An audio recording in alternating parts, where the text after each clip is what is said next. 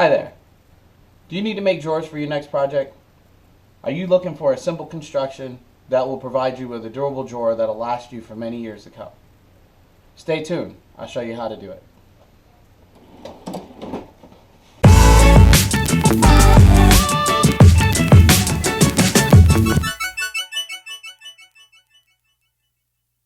Hi, and welcome back to the shop. Today I'm going to tackle a question that I've been asked quite a few times over the years, and that is how to make drawers. As you can see here, I have a cabinet that's partially constructed. I need to put a drawer right here. I'm going to have one 6-inch drawer right here. So I'm going to show you how I go about getting that done. As is most often the case in woodworking, great results start with accurate measurements.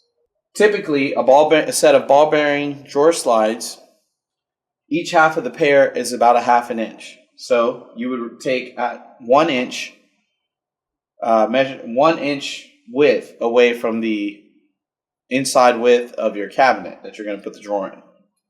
In this case, I'm using these slides here, which appear to be a slimline style, which is clearly less than half an inch. So I'm going to go ahead and take a measurement so I can be sure.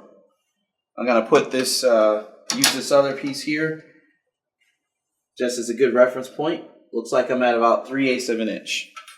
So I'll make a note of that.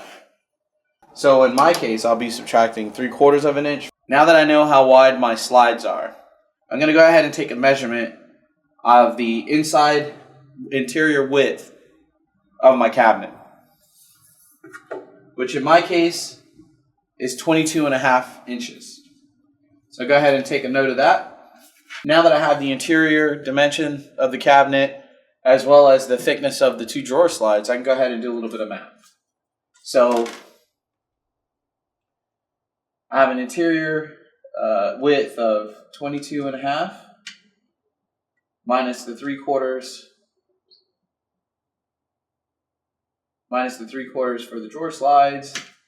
So we're going to be sitting right at 21 3/4 for the width of our drawer. So let's go ahead over to the table saw, and I'll show you how I do that. This is a pictorial representation of the joint that we're going to be making.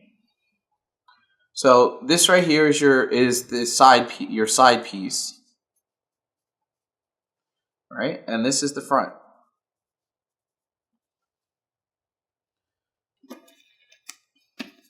All right, let's make note of some knowns. We know that the front of the total width of the front of the drawer needs to be 21 3/4.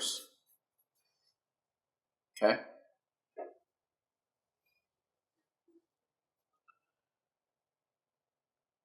And that's going to give us the total width along the outside of the drawer. Okay. It's going to be 21 3/4.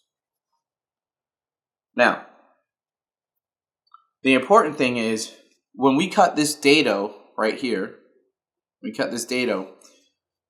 need to be less concerned about how deep we cut the dado and more concerned about how much material we leave left over in this area right here.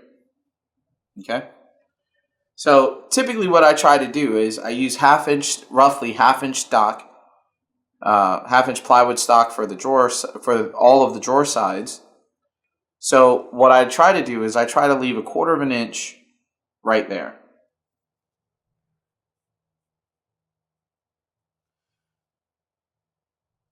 So when we go to the table saw in a minute, that's what we're going to be more focused on. We're going to be more focused on how much material we leave behind and less focused on how much we take away.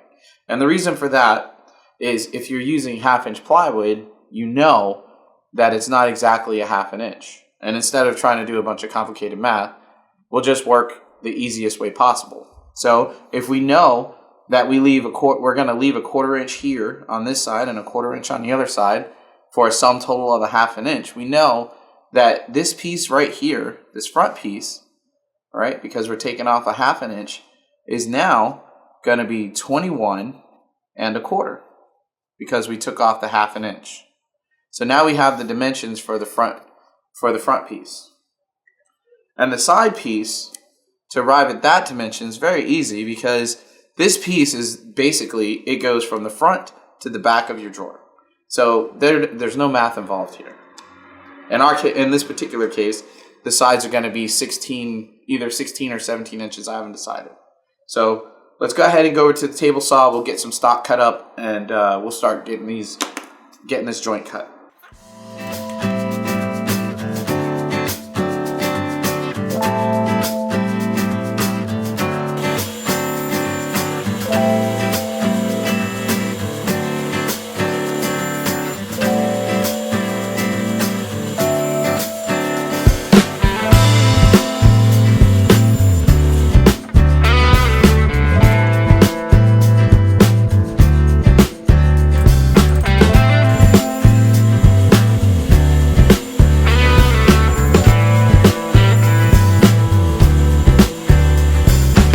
This is an offcut from the drawer stock. It's always good to have offcuts of the exact material that you're using to ensure that you can do test cuts and things like that and make sure that you're getting good, accurate joinery. Now this has a little bit of a bow to it, but what we're going to do is we're going to push this down to the table, and we're going to take a measurement for 1/4 inch.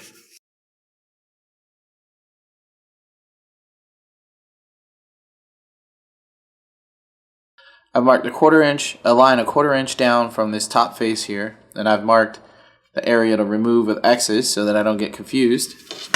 I'll bring this over here to the saw.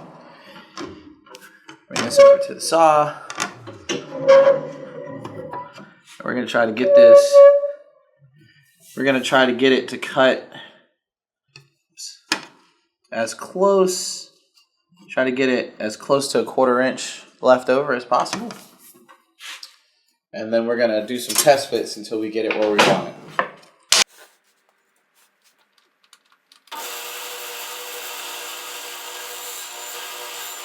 The goal here is to have a 1/4 inch left right here. Let's go ahead and get out our ruler. See how we did. That looks pretty good.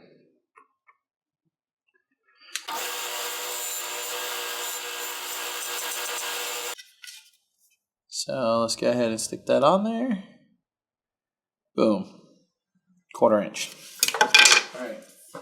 So now we have this dimension correct right here. We have our 1/4 inch left over because we have our saw adjusted to leave a 1/4 inch left over here. So now what we need to do is we need to set up to cut the dado in the side piece. And what we're going to do that is that dado needs to be set back exactly the thickness of our front piece. So what we're going to do is we're going to line up the edge of this work piece with the outside of this tooth right here.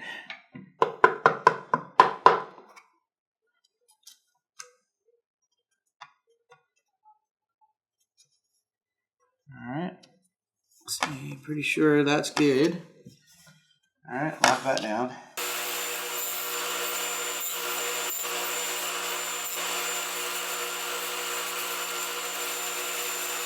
We have this set up the correct way, then this should be nice and flush, which it is. Happened for the first time for me today. That doesn't always happen, but we got that. So now, back to our drawing. So now, this point right here, we just established that point.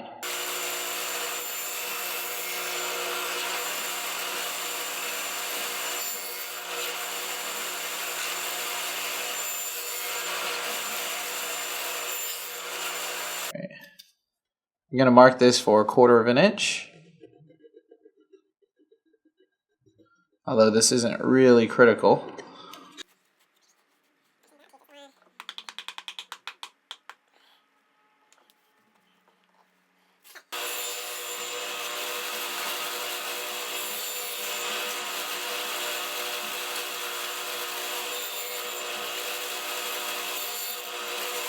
So now we're gonna sneak up on the sides of this. Well, technically it's a rabbet, but in this case we're kind of using it like a tenon. So whatever it is, we're gonna sneak up on it.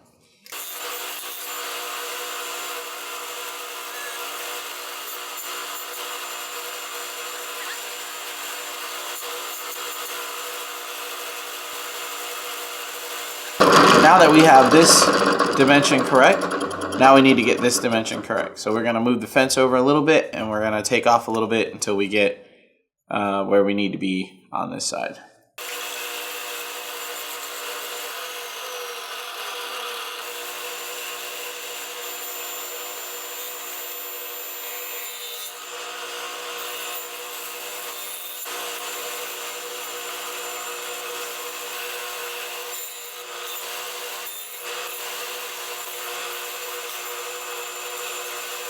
Now all we have left is to put a groove in the bottom of the drawers for the bottoms, for the drawer bottoms. Usually I do that about 5/16 of an inch up from the bottom edge. So I have my fence set here. I'm going to use the same depth setting. One thing to note, now that you've finished all your hardware, you don't want to accidentally put the groove on the wrong side. So on the side pieces, the groove goes on the same side as the cut. On the front and back, the groove goes on the opposite side. If you put your groove on this side, that's the outside of your drawer. So you want to make sure that you put that groove on the back side of that piece. I like to start with these to make sure that I don't mess it up.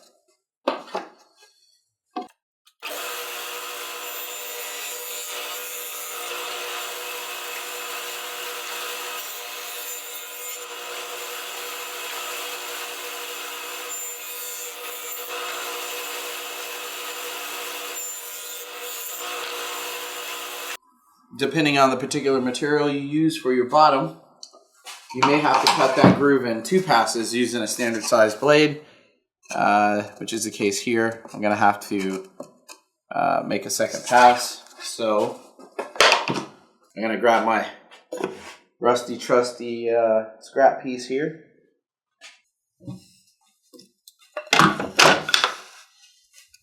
And I would recommend cutting your test groove on both ends, just in case you need to adjust the one side. You'll have that second side already ready to go.